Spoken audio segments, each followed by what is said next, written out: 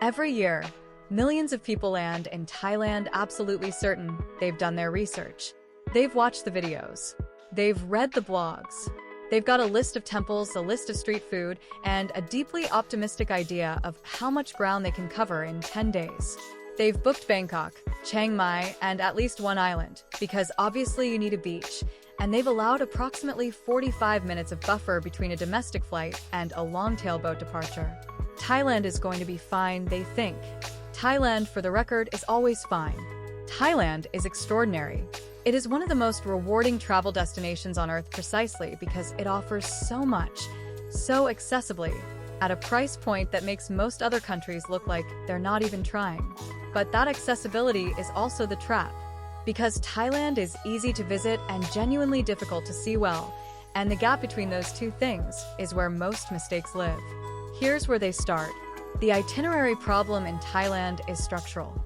The country is large, geographically diverse, and served by enough cheap domestic flights and overnight trains that it tricks people into thinking distance is not a real obstacle. It is. Bangkok to Chiang Mai is a 1-hour flight or a 12-hour overnight train. Chiang Mai to Krabi is another flight. Krabi to Koh Samui requires either a connection through Bangkok or a combination of ferry and road that takes most of a day. Add in the time it takes to get between city centers and airports, check in, check out, repack, reorient, and you start to understand why a 10-day trip that covers 4 destinations often feels less like travel and more like a moving logistics operation with occasional meals. The tourists who get the most out of Thailand almost always do less.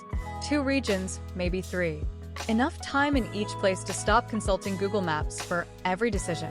Enough stillness to let a city or an island actually settle into them rather than just passing through the frame. Bangkok alone deserves at least 3 full days and rewards 5. Not because it has a list of sites that requires that long, but because Bangkok is a city that only reveals itself gradually. The first day you manage it. The second day you start to understand it. By the 3rd day you're taking the river ferry somewhere without a plan and eating something you can't name and not minding at all. Give the country room. It will use it well. Let's talk about Bangkok for a moment because it is simultaneously one of the most visited cities in the world and one of the most consistently misunderstood. Most tourists arrive, survive the traffic from Suvarnabhumi Airport, check into their hotel in Sukhumvit or Siloam, and then spend their time moving between the major temples, the rooftop bars, and whatever night market is currently trending. That's a reasonable first pass. Wat Pho, the Grand Palace, Chatuchak on a weekend, these things are popular for real reasons. But Bangkok's actual texture lives elsewhere, in the neighborhoods that don't have a famous landmark attached to them. In Bangkok shophouse streets, where old Chinese Thai architecture lines canals that most tourists never find. In Ari, a residential district where locals eat breakfast at places that don't have English menus and don't need them. In the network of klong boats that move through the city's canal system faster and more cheaply than any taxi, connecting neighborhoods that feel completely removed from the tourist circuit. The mistake isn't visiting the temples. The mistake is visiting only the temples and concluding that you've seen Bangkok. Bangkok rewards the traveler who is willing to be occasionally confused, occasionally lost, and occasionally eating something while standing on a sidewalk at 11 in the morning with no particular plan for what comes next. That traveler sees a different city, usually a better one. Timing matters in Thailand in ways that the basic travel advice tends to flatten. The standard line is, go in the cool, dry season between November and February. The weather is excellent, the skies are clear, the humidity is manageable, and the whole country is operating at its most visitor-friendly. That's accurate. It's also when everyone goes, which means popular islands are at maximum capacity, accommodation prices peak, and the version of Thailand you experience is the one that has been most thoroughly optimized for tourism. What most people don't factor in is that Thailand's geography means the seasons don't apply uniformly across the country. The Gulf of Thailand coast, Koh Samui, Koh Phangan, Koh Tao, and the Andaman coast, Krabi, Phuket, Koh Lanta, have opposite wet seasons. When the Andaman side is getting hammered by the southwest monsoon between May and October, the Gulf Coast is often perfectly sunny. And when the northeast monsoon hits the Gulf side between October and December, the Andaman coast is typically at its most beautiful. This means there is almost always a part of Thailand that is in good weather, and the tourists who understand this travel significantly more intelligently than those who simply avoid anything outside of high season. April deserves a specific mention because it is almost universally underestimated.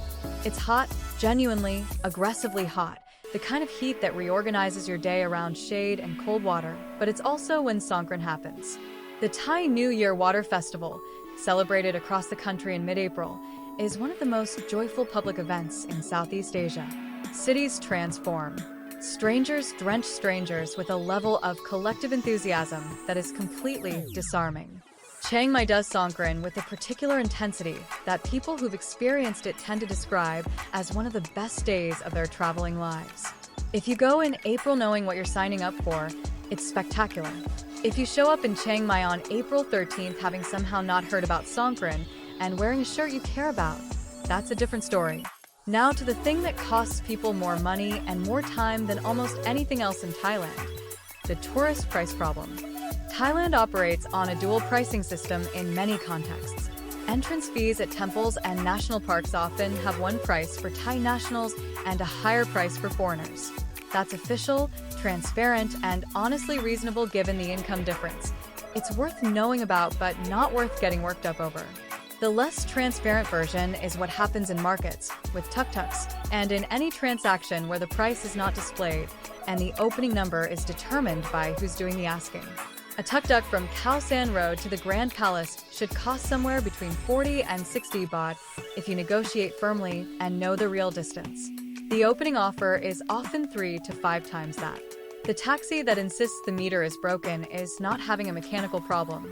The gem shop that a helpful stranger urgently recommends is not selling gems.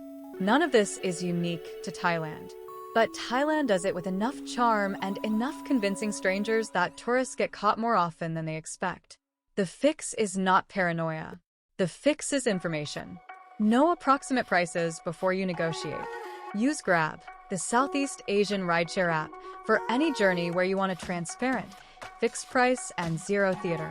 When a stranger on the street approaches you with urgent advice about a local attraction being closed today, but there's a wonderful alternative nearby, close that chapter immediately and keep walking.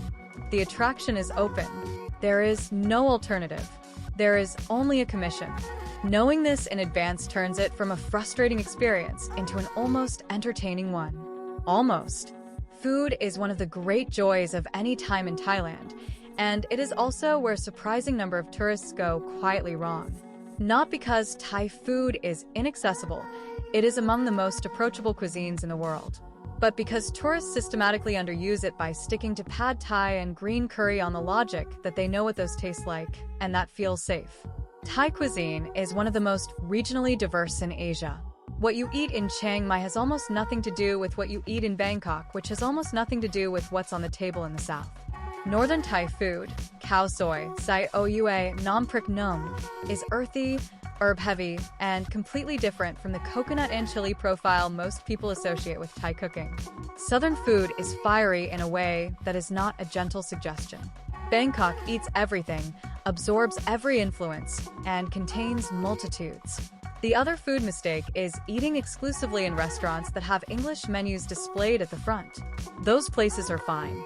But the places that will make you reorganize your entire understanding of what a meal can be are usually the ones with plastic chairs, fluorescent lighting, a menu that is entirely in Thai, and a woman behind the counter who has been making the same 3 dishes every day for 30 years and has absolutely perfected all of them.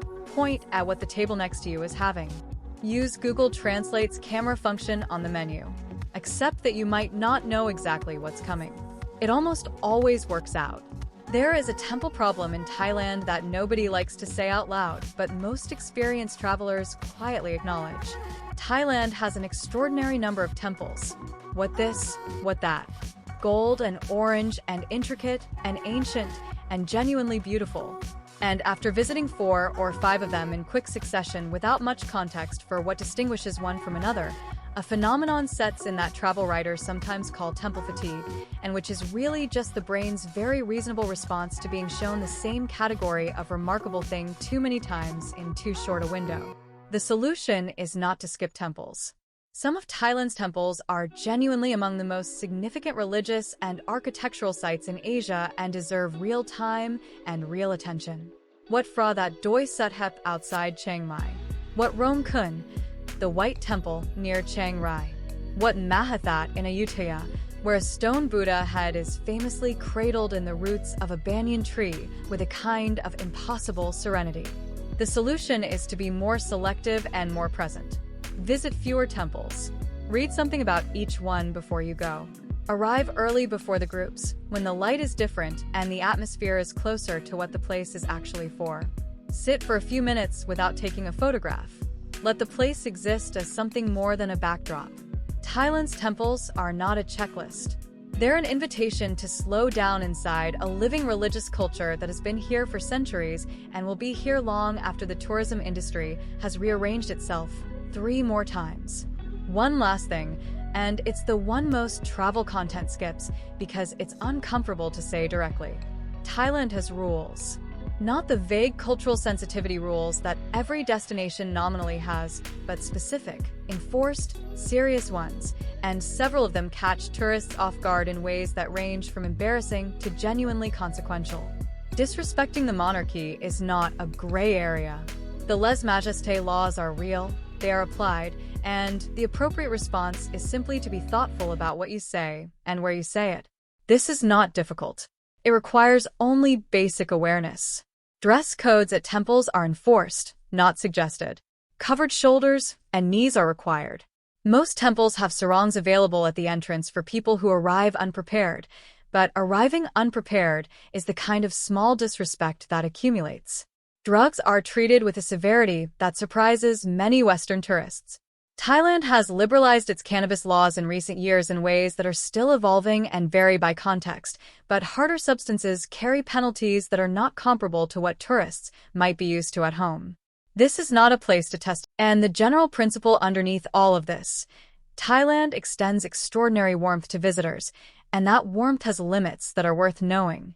The Thais have a concept, kreng jai, that roughly translates to a reluctance to impose on or cause discomfort to others. It means you will rarely be confronted directly when you've done something wrong. You'll just feel a door close quietly. Knowing this makes it easier to be the kind of visitor who keeps the doors open. Thailand Done Well is one of the most rewarding experiences travel offers. Not because it's easy, though it is accessible, but because it has genuine depth underneath the accessibility, and that depth is available to anyone willing to look slightly past the obvious. Go slower than your itinerary suggests. Eat further from the tourist trail. Pick your season with some actual thought. Know your prices before you negotiate. Visit fewer temples and understand them better. The Thailand that most people describe when they say it changed them is not the Thailand on the bestseller itinerary. It's the version just past it. And it's not hard to find. You just have to stop following the crowd long enough to notice it's there. Thanks for watching. If you found this useful, smash that like button and subscribe to When to Travel. We're all about helping you make smarter travel decisions. Turn on notifications so you don't miss the next one. And hey, if you think your friends need this, share it. Comment below with your next destination or your biggest travel question. I'm reading all of them. Let's go.